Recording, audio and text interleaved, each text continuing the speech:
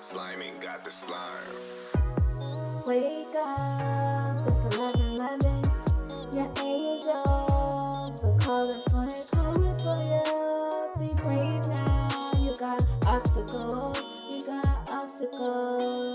Put on your crown. You got things to do. Don't fear against the waves. The frequencies leveling around you.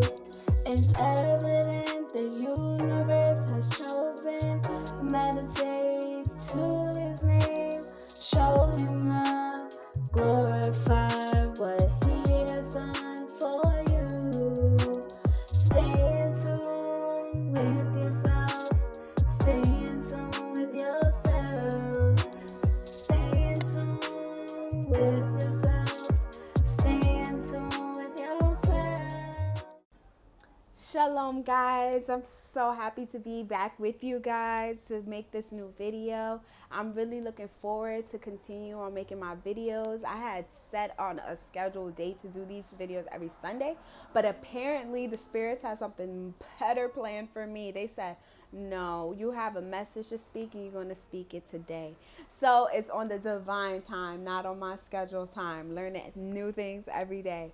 Okay, so I wanted to basically make this video about the learning of raising an indigo child and what is an indigo child. Okay, so these indigo child beings, they started appearing around the time 1970s. Okay, this is where we start seeing the births of these indigo children becoming onto our earth. And how you identify an indigo child in the spiritual realm is of their aurora. The aurora around them is a beautiful indigo blue. So it's really easy to spot an indigo child if you have the vision to spot auroras, etc.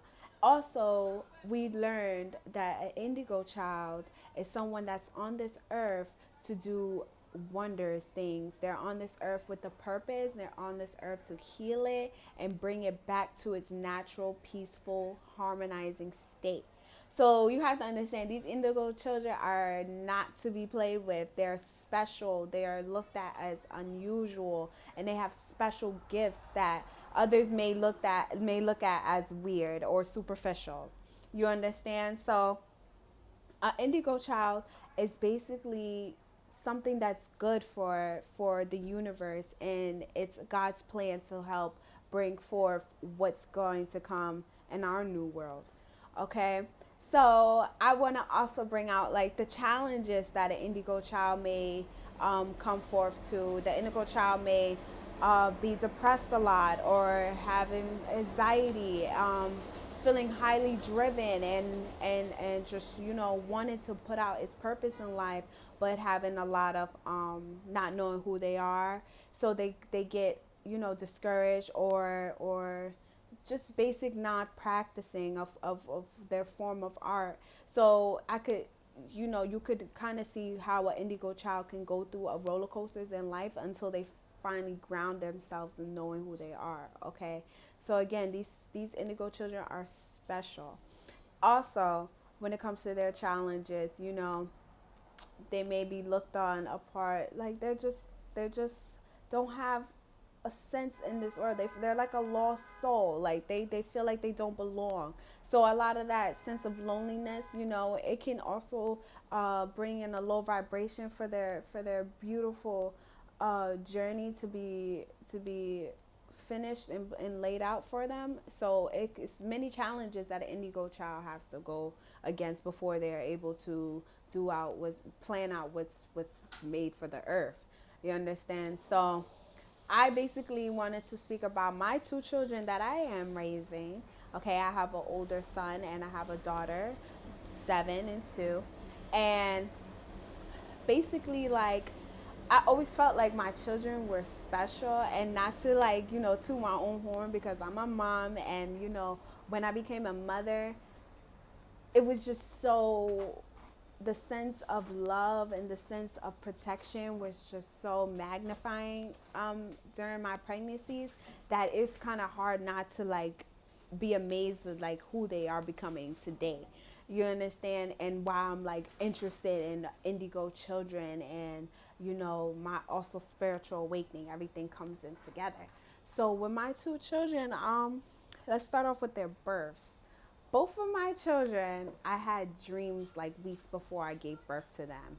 And it was a nightmare. I literally seen both of my kids die in tragic ways.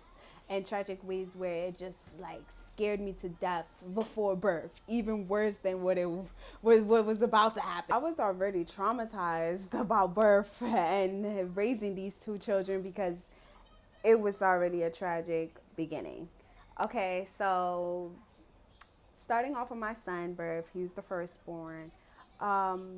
Just him being with me, it was a great experience as a mother. It was just like everything in me sharpened more. I changed, I learned routine with him. And like around the age of 2 months, he's like already this super adorable, alert child. And I was just like obsessed with him. And like it would be times at nighttime I would just like lay him down, like me and him just laying down together, and he would just like look at me and I look at him, and we're just talking to each other, like I'm talking to him, and his expressions be so on point, like he's understanding everything I'm saying. And you could call me crazy or not, or super in love with my child, but whatever you want to call it, it was a beautiful experience. And I understood like this baby like understands me, like who is this baby, like he been here before. You know what I mean? Like it was that kind of experience. And from then on, he's always kind of been super attentive with my feelings and what I say and my emotions. Now, I'm not saying that my son listens to me. Like, I wish that was part of the case, but no, he's just more in tune with me. And as for my daughter, when she was born, she was like serious. Like she literally have a picture with her hand like this, because that's how serious my daughter was. Like she was very funny about who held her. She didn't like certain energies as a young child. Like she smiled only for specific people in her family, like me and her father and her brother, probably, and then my mom and dad, which she grown to love extremely a lot. But when it came to like friends and family, oh, boy, it was always kind of heartbreaking to see like my friends interact with my daughter, and if she feels any kind of vibes, like I don't know, my friend could have like said have a little low key vibe about me that I don't know about, but my daughter, she picks that up. You understand? And she'll pick that up, and she'll give you the straight face the whole entire time, the whole visit. Like she does not play any games with anyone, but she also, when she's open and she loves you, she's like the sweetest baby. Like you just know like this baby is special. You understand? And this is just based off of her attitude before she's even able to communicate with the world. You understand? And a lot of the times people will ask me like, yo, why your baby's looking at me like that? And I'm like, I don't really know. But speeding on back, I'm gonna jump back and forth. My son now, he's older. I could say around like 3 years old. And I was going through heartbreak, etc. And I would take my son out to the park a lot. I did a lot of fun stuff with my son when he's smaller, and we would be walking down the block, and he would like just pop up behind me and be like, "Mommy, look!" And then boom, he has a flower in his hand. He'll do cute stuff like that to me. Like he'll do it often. Like my son was just on point about like life, and he's like didn't even experience it yet.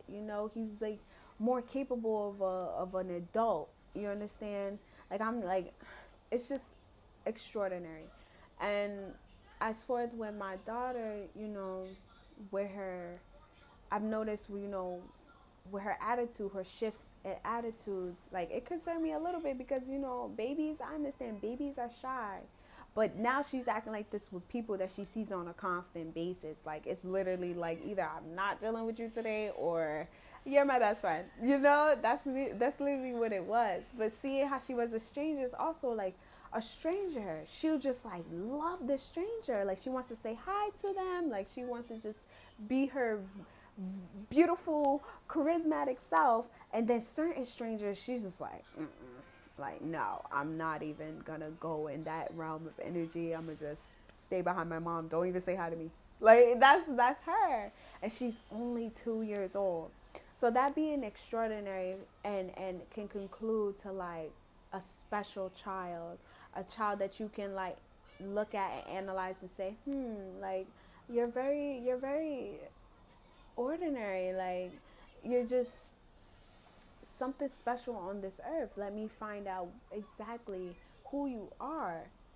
And just being that curious and wanting to know, you can like really help your child and manifest your child's true journey and gift on this earth. And that's the main reason for this video, because we are all dealing with these special generational children that kind of like are super smart. Like you don't really have to teach them much. They kind of know already. And you're wondering like, is it the milk? Like what is going on? You understand?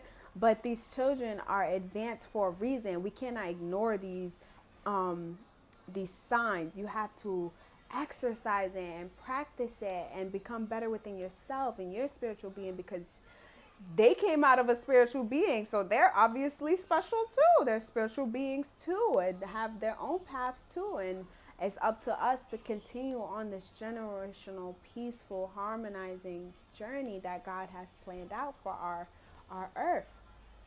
And as much as I don't love the things on this earth, I do care about what happens to it, you know, and the people that are in it. See? And we can save this world if we all was like-minded and thought, you know, that this world needs healing. And that's exactly what our Indigo children are doing.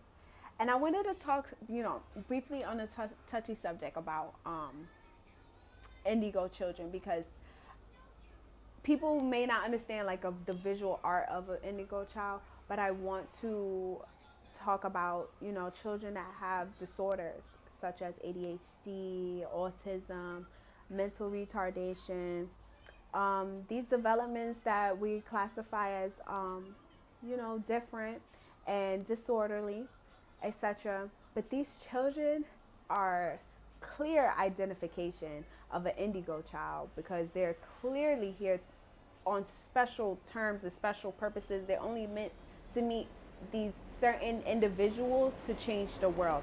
And you notice that not everyone understands these children and how they think and how they're creative, how their creativity works, or, you know, just their communication, period. And it's not meant for everyone. You understand? It's not meant for everyone. So that being said, cherish and love these special children. Look at your child again, you know, ask them questions. What's their favorite color? What do they want to be in life? What do they want to do? And if they got these honest, bright answers, please continue to do what you can to continue on uplifting their vibrations so they can help heal the world, what they're meant to be doing on this earth. So I'm going to wrap that up with this beautiful video of Indigo children. I hope you got as much information as you possibly can, and that you're looking at your child now like, wow, I got me an Indigo child in this house. No wonder why they're so rebellious. No wonder why they're not listening. And no wonder why I'm having like deja vu, like, man, this child been here before in my phone on the apps and stuff, knowing better than me. You understand? These kids is special. Protect them. Keep them in God's plan. Pray for them. Manifest the things that you need in your mind, in your life, in your life, and ask God to use this information to help you get to where you need to be. Whatever applies to you, use it. Whatever don't, throw it away, loves. Have a great, prosperous life. And until my next video, next video. Shalom.